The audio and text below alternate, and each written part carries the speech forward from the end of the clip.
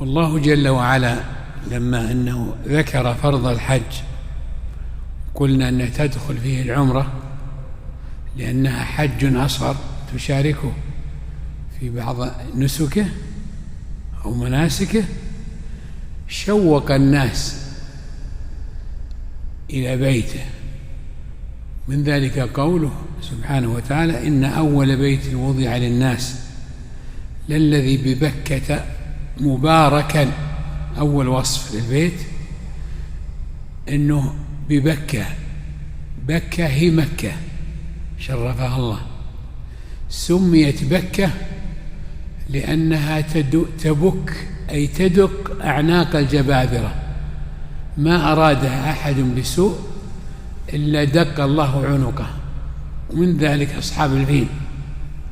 ومن ذلك كل من اعتدى وانتهك حرمة البيت الحرام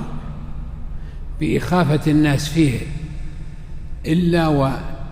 ويسلط الله عليه من يقتله ويشهر أمر قتله، فهي تبك أعناق الجبابرة، تدقها دقا مثل الدق بالحجارة إهانة لهم. وصفه الله بأنه مبارك، فالحج والعمرة قاصد البيت الحرام، الحج والعمرة يصيب من هذه البركة، والبركة من الله، والبركة المراد بها كثرة الخير وتنوع هذا الخير الكثير في نفسه، في إيمانه، في صحته، في أهله، في ماله، في ولده، في علمه، في أموره تتيسر له. فهذا وصف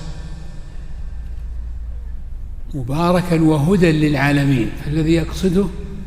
يصيب مما جعل الله فيه من الهدى. ومن ذلك أنه من حضور الحج والعمرة من أعظم أسباب التفقه في الدين ومعرفة أحكام المناسك خاصة، الدين عامة وأحكام المناسك خاصة،